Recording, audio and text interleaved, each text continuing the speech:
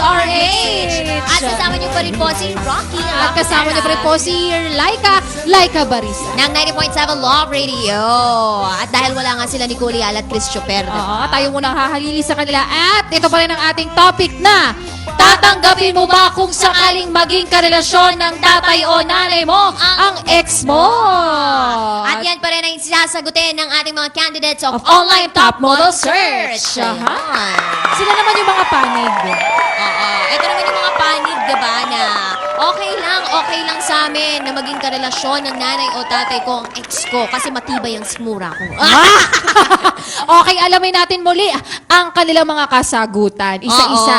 Oo. Okay? Sige nga. Eto paano kung sakaling nandun, magkasama kayo sa bahay, pinakilala na ng tatay mo, yung ex mo, Oo. tapos nakikita mo yung ex mo na nandun. Talagang ang saya-saya niya dun sa tatay niya. Ang o sa... sweet-sweet nila, nakaganyan pa Yes. silang dalawa, naka-abrisete pa siya, Oo. naghahalikan.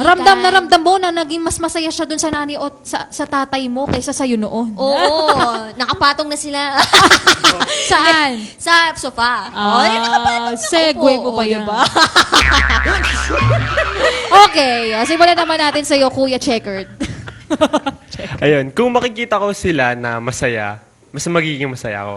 Oh. Kasi masaya yung magulang ko, masaya na yung ex ko.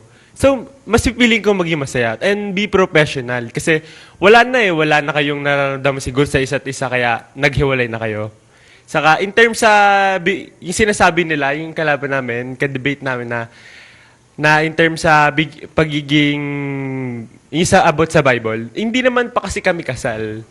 Once na maging kasal, dun mo lang masasabi na mali yung ginagawa namin. Paano naman? Mali yung sinasabi namin. Paano naman yung tatay mo? Kasal siya sa nanay mo, Oo di ba? nga. Nagkataon lang na namayapa o di kaya naman umalis yung nanay mo or kung nasaan man siya, mali na rin yun, di ba? Oo Kung nga. sakaling may bago ng karelasyon yung tatay mo. Oh. Ayun nga, kung saan mas masaya yung parents namin, doon kami. Play safe. Saka hindi Kaya siguro nga kung ganun yung nangyari, baka hindi talaga para sa amin. Hindi talaga kami ang para sa isa't isa. Oo. Meron at meron pa. Oh, sige, sabi mo eh.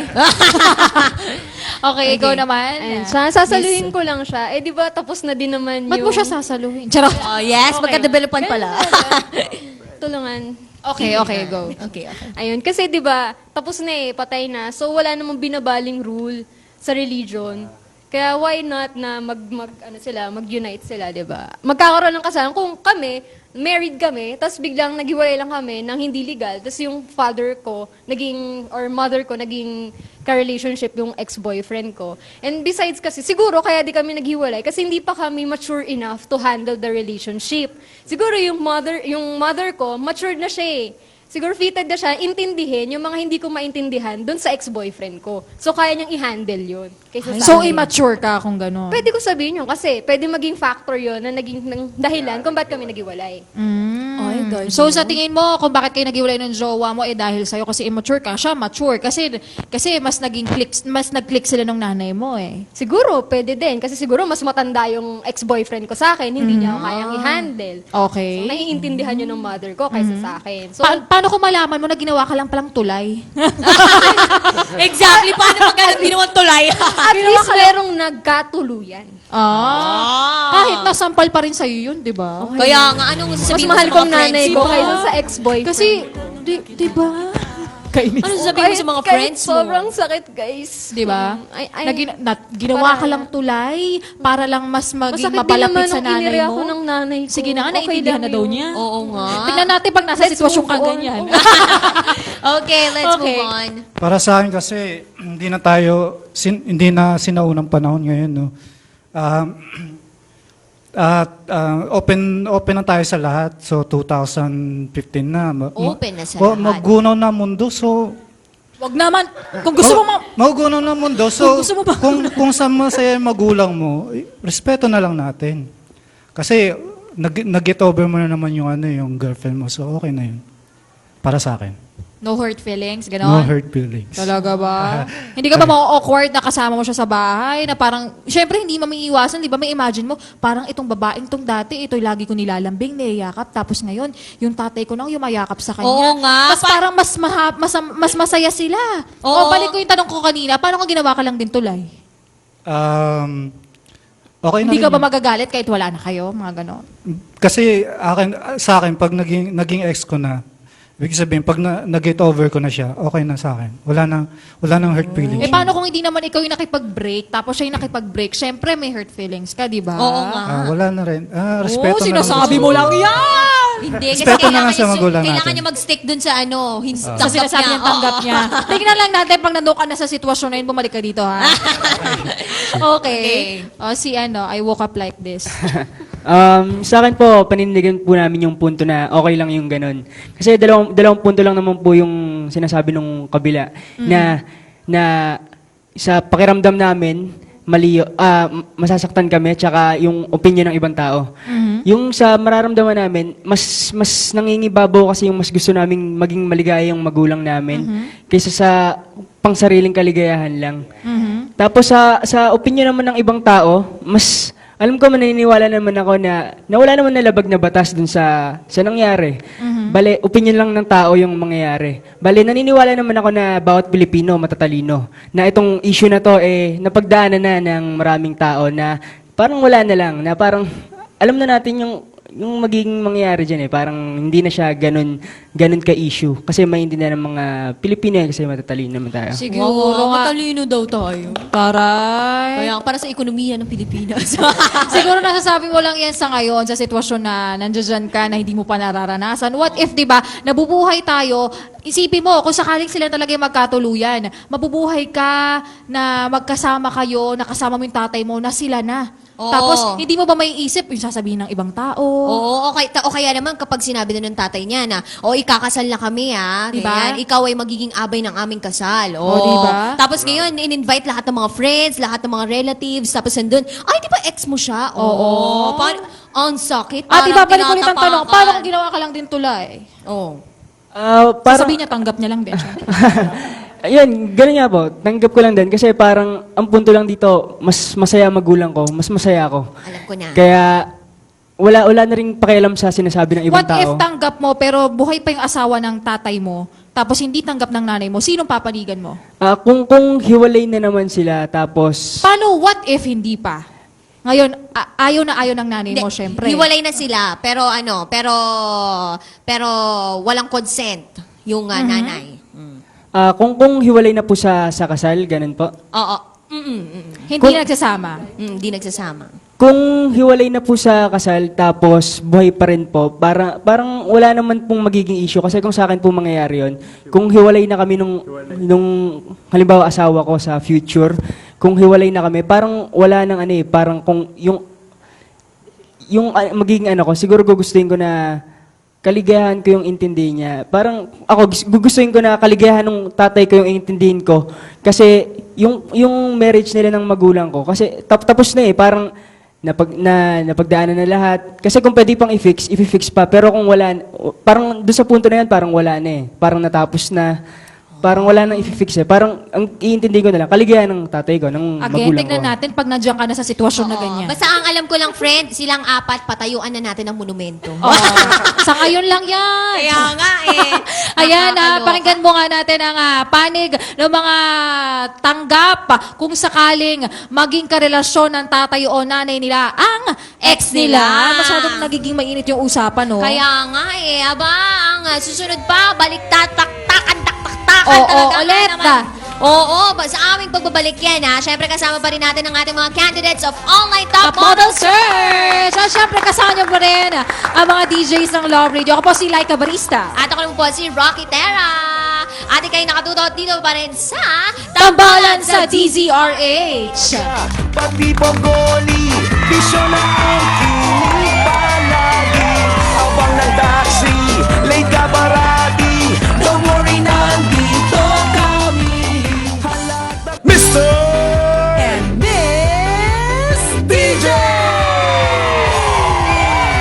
Here we are, Mr. and Miss DJ. Kasama niyo kami buong araw magdamagan. Nakikigulong eksena sa buhay-buhay. Ang saya pag nasan kayo. Alright! Nagbabalik na tayo dito sa ating Tambalan sa DZRH. At syempre sa ngalan pa rin ni Nicole Yala, ako po ito si Rocky Terra. At sa ngalan pa rin po ni Chris Chupera ko po ito si Laika Barista. Yes! Ayan. Mula po yan sa 90.7 Love Radio. Aha, at kasama pa rin natin syempre ang candidates po of Online Top Model Search! Diba? Kanina na narinig na natin sila, diba? Tungkol sa mga...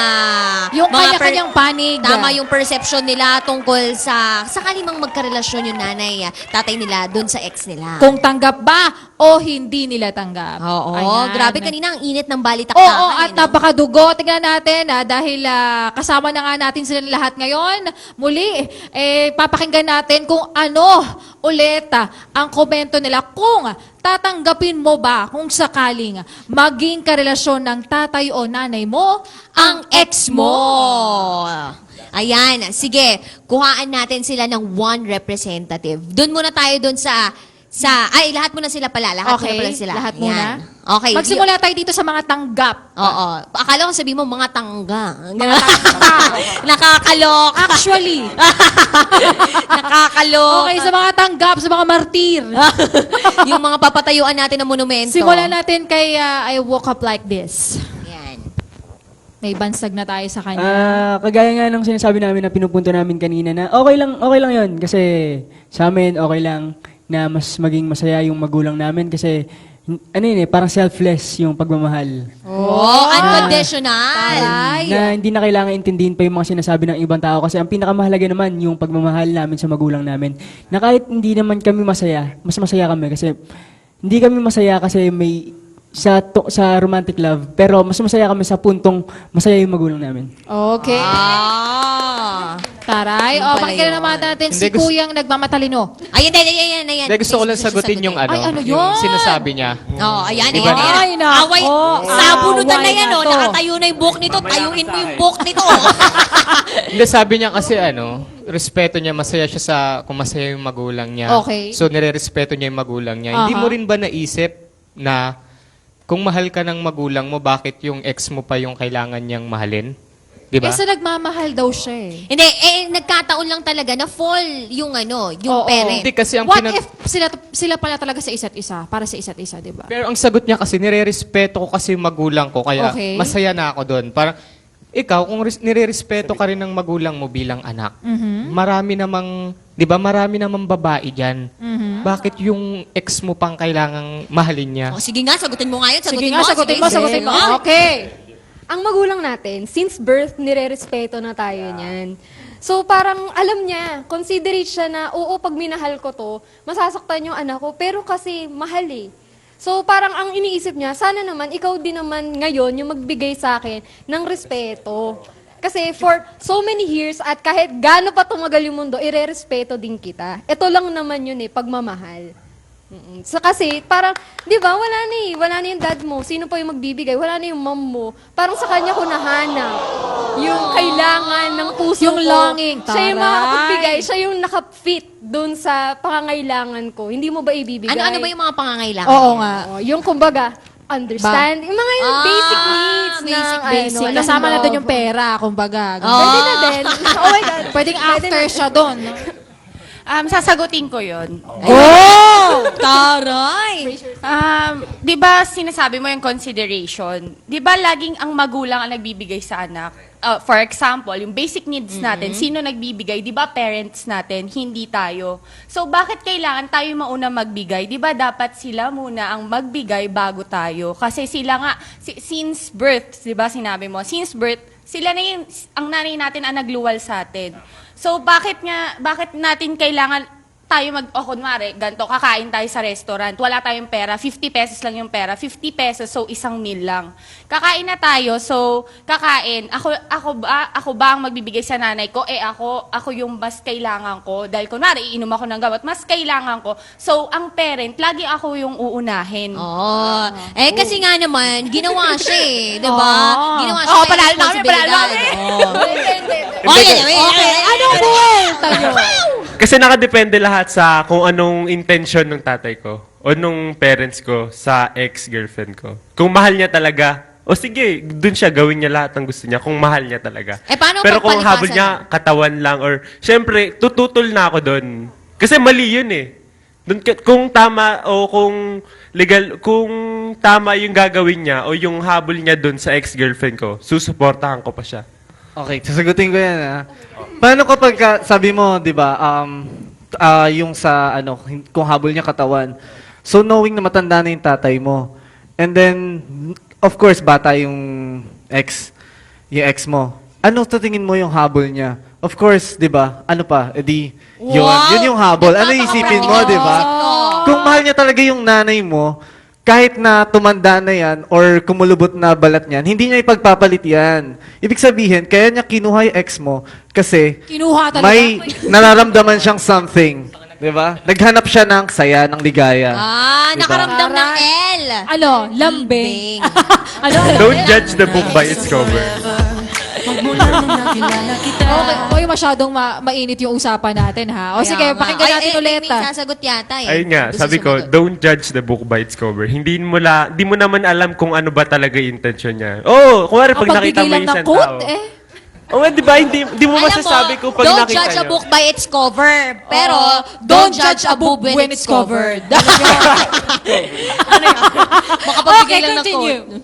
Ayun, wag lang judgmental. And respect. Judgmental. Sige, ano naman yung quote mo? Time is gold. Talaga nga naman. Okay, friend. Grabe, ang dami na nilang sinabi, Yes, diba? alam mo, hindi mo malaman kung sino ba talaga yung nangingibabaw na tama, Oo. nangingibabaw na mali. Kasi pare-pareha sila, may mga kanya-kanya opinion eh. Oh, actually, parehas sila may point, diba? Pare-parehas sila may Yes. point. Pero, eto, para Oo. sa ating wrapping up, Oo, ayan. sa pagkakataong ito, pumili kayo ng isang representative ng bawat panig. Oo, yung pinaka-feeling nyo, matalino. pinaka-matalino. Yung feeling nyo lang Oo, feeling nyo lang. yung pinakamatalino sa inyo. Ayan. Sige. Okay, Okay, oh. simulan natin doon sa mga Hindi tanggap. na maging magkarelasyon ng ex nila at saka yung parent nila. Ako, hindi namin tanggap kasi unang-una sa public, hindi yan unang-una matatanggap. And then, maraming sasabihin ng tao, kahit anong mangyari, kahit nasabihin nyo pa na ex-girlfriend, kahit magkita kayo, makikita kayo niyan sa kalye, nakakahiya. So, yung sasabihin ng iba, nakakahiya talaga. Malaking skandalo sa family nyo. And then, syempre, yung religious nga, sasabihin natin, ito yung yung inaano natin, sabihin na hindi kasal, walang inaapakan. Pero kahit na, nakakahiya pa rin, maraming tao at saka maraming against talaga sa ganyang relationship na ex mo, pwedeng mangyari na babalik at babalik talaga kahit anong mangyari eh. Siguro nga hindi nyo lang masabi kasi kailangan nyo i-defend yung sasabihin nyo. Pero yun talaga yung kailangan may paninindigan ka. At saka hindi pwedeng laging magulang. Laging magulang ang una nagbibigay sa anak. Hindi na lang kailangan puro intindi. Mabubuhay ba tayo na intindi? Siyempre kailangan natin ng pera. Joke. Sige, ang bottom line, pera talaga eh. Actually, di ba? Okay, ayan. At sasagutin naman yan ng Na mga... matanggap kung sakaling maging karelasyon ng tatay o nanay nila ang ex nila. Okay? Sa amin talaga, okay lang talaga yun eh. Hindi siya tumutukoy sa punto na sasabihin ng ibang tao o sa puntong masasaktan ako. Kasi sinabi na nga namin kanina na okay lang yun. Na mas pumapabor sa puntong selfless love. Na mas mahal namin yung magulang namin higit sa puntong respeto. Hindi lang siya respeto eh. Kasi kung respeto lang, parang masyado siyang mababaw lang eh. Kung selfless, kung pagmamahal talaga yung pinupunta namin dito yung pagmamahal namin sa magulang namin na kahit walang mangyari sa amin, kahit sabihin nating mamatay kami para sa magulang namin, okay lang yun kasi mas mahal namin yung magulang namin kaysa sarili namin buhay. Kung opinion naman ng ibang tao yung pupuntuin namin, wala kaming paki doon kasi mas mahalaga sa amin. Ang punto nga namin dito, yung kaligayahan ng magulang namin. At wala namang tinatapakang mali. Wala namang sa konversasyon to, wala namang nilalabag na batas. Kasi valid naman lahat yung punto namin, valid naman. Kung sa paningin lang ng ibang tao, gaya nga sinabi ko kanina, matatalino ang mga Pilipino. Yun nga. Kaya, Feeling ko sabi talaga nila kaya okay to. para sa ekonomiya ng Pilipinas. Okay. Ayan, napakinggan nga natin ulit yung mga panig ng mga tanggap at hindi tanggap kung sakaling maging karelasyon ng tatay o nanay mo ang ex mo. Pero ako talaga hindi ko pa rin talaga tatanggapin. Ako, sa tingin ko, tanggap ko. Yes. Push mo yan, ha? Actually, pinaninindigan ko lang din eh. Alam mo, sa tingin ko ha, Ano? walang tama, walang maling sagot sa mga sinabi nila. Oo. Kasi nasa tao pa rin yan. Oo, nasa Kung tao. paano mo iintindihin, Oo. kung paano nyo itatranslate yung nakikita nyo. Oo, Di depende ba? yan sa prinsipyo pa Tama. rin, sa persepsyon ng bawat Yes. isa. Ayan. Kaya naman, ayan, maraming salamat Thank mga you so candidates of Online Top Model Search. Thank you so much. Syempre, please promote Aha. ang inyong mga activities. Ayan. Tama. Kailan na ba yan? Kailan na ba ang grand coronation night? Meron ba? Ganun? Yes, hello guys. We would like to Ano? supportahan nyo, sorry. Supportahan nyo yung online top model search. Ang finals niya is on mid of October, and also we would like to thank our sponsors. Makeup Madness, Makeup by Lucky, Pendre Bucheng, Merienda Kelly, Bartolome Photography, D. Jockson Photography, Jam Paredes Photography, Rex Grill, High Dress Prints, RMM Flowers and Petals Perfume, Collection Farmers Araneta Center, Chorus Garden Resort in Ordaneta, Pangasinan, Fitness Central Gym, Olive Sea, Pandora's Box, Gems Ahoy Events Management, Attorney Ton of Tambalan sa DZRH. Thank you, Mr. Attorney. And Susana Pichay Studio. And also, guys, I would like to take this opportunity po to plug my upcoming MTV. Abangan nyo po, nasa FB ko, apollofrances@yahoo.com.ph. Thank you po. Ayun Alright. Thank you so much. Gusto ko lang po Meron pa? idagdag yung sa online top model. Gusto ko pong i-promote din po yung talent management namin, Stilo Elite. Sila po yung nagpa-contest sa online top model. Marami pong magagandang nangyayari dito. Meron kaming mga photoshoot, meron kami iba't ibang challenge, nagkaroon kami ng beggar, iba't ibang team. Basta napakasaya po. Saka gusto naming hikayatin kayo na subaybayan nyo tong online top model na to. Pagkatapos nito, magkakaroon sila ng season 2. Sa mga nagnanais na hubugin yung kanilang talento sa pagmumodelo, pwede po kayong mag-audition para dito. Yun, maraming salamat po. Ayan. Maraming salamat. Ayan, once again, supportahan po natin ang candidates of Online Top Model Search. Ayan, may mga gusto ba kayong batiin? Oo, yung mga pamilya nyo dyan sa may Jinsan ba? Oo. Binabati kayo mga pamilya ko dyan sa Jinsan. Salamat sa inyong suporta, mga Oo, tanong. ganyan. Sige, let's start from you. Ayan. Lady in red. Lady. Ayun yung sa family ko, hi. And from my orgmates, Earth UST, hello din. Okay. Next. Ayun, hello sa family ko. Sorry kung pasaway ako. Nagpapaalam Ako bumabawi eh. Drama! Bigla may Malapit na. Yes, hello sa family ko sa San Pedro, Laguna. At saka yung family ko sa Japan, Suzuki family. Hello sa inyo. Yeah, Suzuki family. Oh, si Kuya. Hi, sa Espiritu Family, tsaka sa mga taga-Tagig, hi.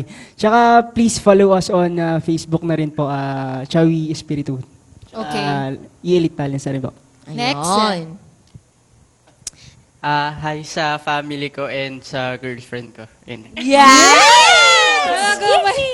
Hello kay Mami, kay Daddy, Lola ko, and kay Mark. Hello. Mark and Joe. Oo. Hello sa manager ko, Tita Susana, and thank you for E-Elite. And also, ulitin ko lang yung FB ko, add me up, apollofrances@yahoo.com.ph. Thank you. Okay. Hello po, mabati ako sa Ramos family. Of course, binabati ko rin po yung mga bumubuo ng Stilo Elite, kila Sir RJ, yung manager namin, kay Sir Erich Macacero, saka kay Ma'am Reg. Maraming salamat po sa opportunity.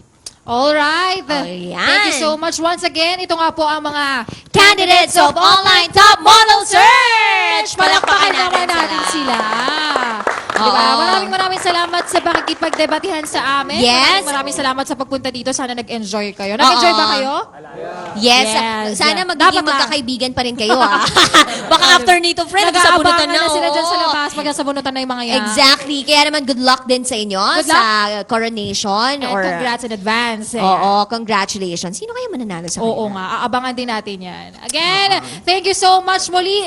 Kami po ang mga dalagang Magpapatigas ng iyong panga kakatawa. Ayan, syempre, makinig pa rin kayo sa 90.7 Love Radio alas 4 hanggang alas 8 ng gabi.